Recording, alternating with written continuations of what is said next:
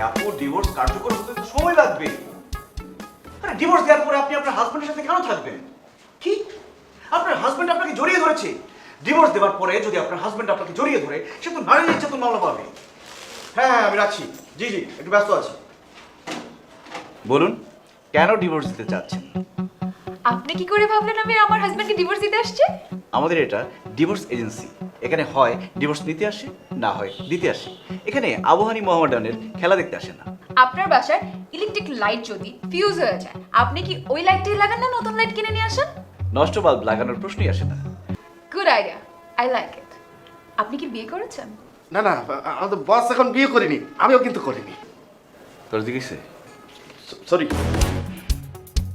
যাকে আপনার পছন্দ না তার সাথে আপনি কেন থাকবেন? আমাদের যেটা পছন্দ না সেই জামা কাপড়ই আমরা পরি না। আর বউ চিন্তাই করা যায় না। বাই দ্য ওয়ে, আপনার চিন্তা ভাবনা আমার খুব ভালো লেগেছে। আমারও আপনাকে।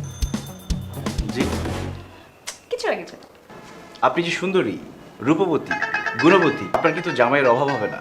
ডিভোর্স দেওয়ার সাথে সাথে আপনার বাসার সামনে জামাই মেলা শুরু হয়ে যাবে। আপনি আমার ডিভোর্সের সব ব্যবস্থা করেন, আমি এসব ঝামেলার মধ্যে জড়াতে চাই না। টাকার কোনো সমস্যা নাই, আমি এক চেকই টাকাটা দিয়ে দিব। আমার এখন সময় নেই, আমি এখন যাই। Thank you.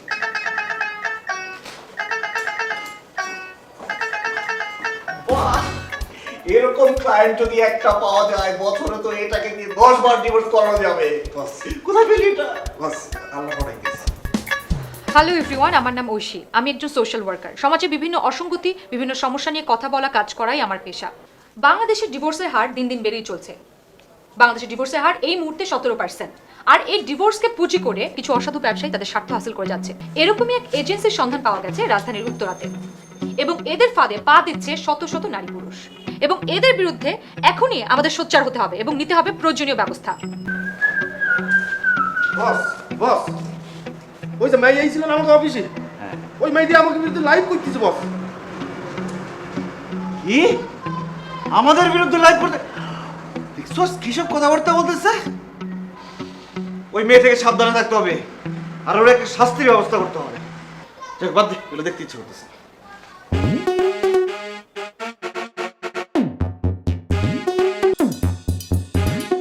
মানে আপনার সমস্যাটা কি? আপনার সমস্যাটা বলতে হবে তো। কেন ডিভোর্স দিতে চাচ্ছেন? এটা না বললে তো আমরা পেপার রেডি করতে পারছি না। কথা বলতে পারেন? আপনি কথা বলতে পারেন না? আহা, একজন বোবা মানুষকেও তার ওয়াইফ শান্তিতে সংসার করতে দেয় না। হ্যাঁ, সারা জীবন যে শুনেছি বোবার কোনো শত্রু নাই, আজকে তো প্রমাণ হয়ে গেল বোবার শত্রু আছে। ঠিক আছে, কোনো সমস্যা নাই, আমরা পেপার রেডি করব, আপনি সাইন করবেন অথবা টিপ সই দিবেন। ঠিক আছে, পারবেন তো?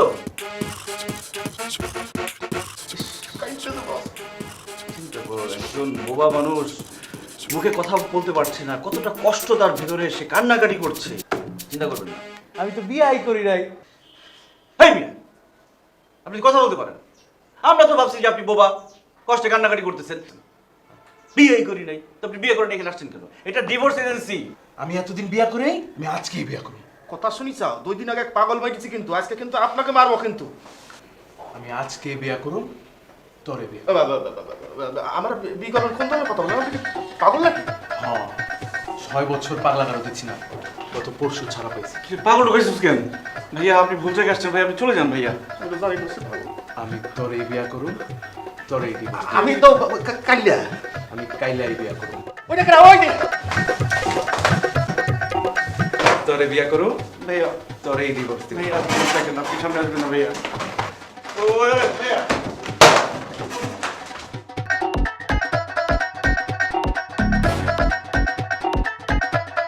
ম্যাডাম, ওর সাথে কিন্তু সেই কাজ হয়েছে। যেমন কুকুর তেমন মুগুর। এবার যা, পাগলের সাথে বিয়ে কর, পাগলের সাথে ডিভোর্স কর। ঠিক আছে, যা।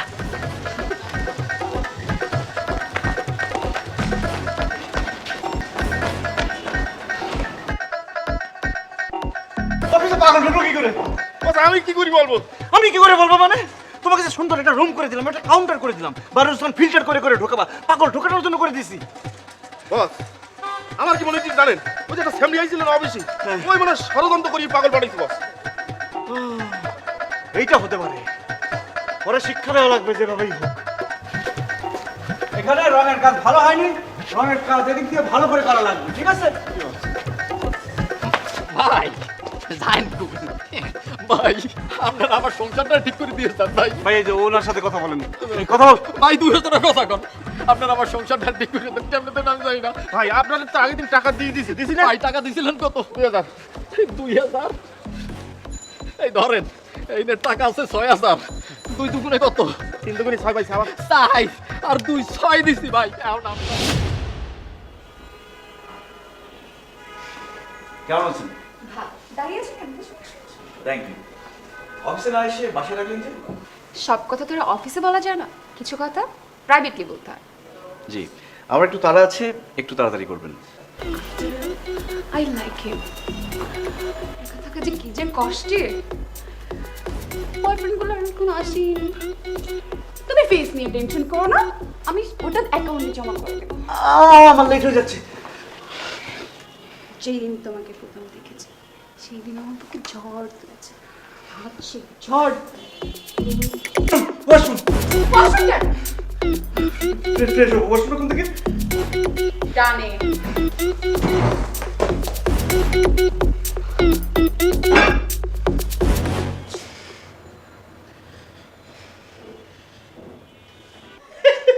বস চেয়ারটা খালি ঘুরতেছে তো ঘুরতেছে। বস চশমা রেখে গেছে, এটা কোনো কথা? এখন চশমা রেখে যাওয়ার পরে যদি ডিভোর্স করতে যায়, বিয়ে করে ফেলে, আরেক দামের। বস আসসালামু আলাইকুম বস। ওয়ালাইকুম সালাম, কই তুই? বস আমি তো অফিসে বস। আপনার কি বস ডিভোর্স কি হয়ে গেছে বস? আমি তো মিষ্টি নিয়ে আসবো বস। সাদা মিষ্টি খাবেন না কালো মিষ্টি খাবেন খালি বলি দেন বস, এখনই আসতেছি বস। আরে বাদ দে, ডিভোর্স প্রবলেম হয়ে গেছে কেন? বস ঝামেলা বাদ দেন না, আপনি গেছেন ডিভোর্স করে দিয়ে এখন মিষ্টি কিনতে মিষ্টি খাতে হবে বস, বলেন। আরে আমার কথাটা শোন আগে। আমি বাথরুমে। সে এটা কথা বলিছেন বস, আপনি গেছেন ক্লায়েন্টের বাসায়, আপনি বাথরুম কাজটা সারি যাবেন না, ব্যাপারটা খারাপ দেখা যায় বস। এই এত লেট কেন? আমার কাছে কিসের এত লেট? তাড়াতাড়ি আসো না please, I am waiting for you please. বস বিড়াল মিমি করতে কোন যাও বস?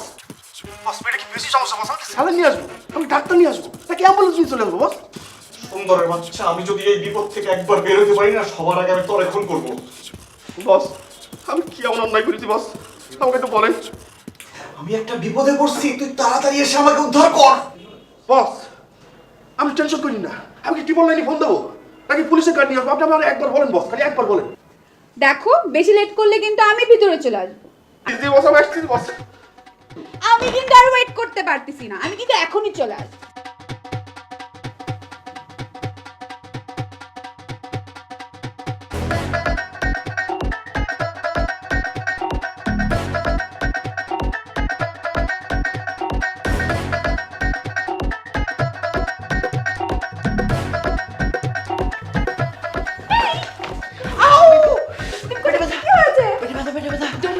আমার কাছে মেডিসিন আছে, আমি এখনই নিয়ে আসবো। মেডিসিন লাগবে না, মেডিসিন লাগবে না।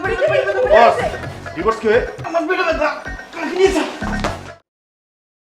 আরে একই কথা, কথা কেন বাঁচাইতেছেন? একই তো কথা ভাই। না ভাই, ওই যে একটা গান আছে না, আমার ঘরে আমি মেম্বার, আমার বউ চেয়ারম্যান। তা ভাই আপনাদের কি ডিভোর্স হয়েছে? আরে কি যে বলেন না, আমরা তো এখনো বিয়েই করি নাই। আরে ভাই, এগুলো কি ধরনের কথাবার্তা বলতেছেন? আসল কথায় আসেন। আসল কথা হচ্ছে আপনার যে এই কথায় কথায় হুটহাট করে ডিভোর্স দেওয়ার কথা চিন্তা করে বসেন, তো ঠিক না, তো সঠিক সিদ্ধান্ত না। আল্লাহ আমাদের এখানে পাঠাইছে দুনিয়াতে সুন্দর মতো সংসার করতে। সংসার করবেন, মানুষ মাত্রই ভুল হয়, টু আর ইজ হিউম্যান। এই টুকটাক ভুল হবে আপনার কথায় কথায় একদম ডিভোর্সে চলে যাবেন, এটা তো হয় না।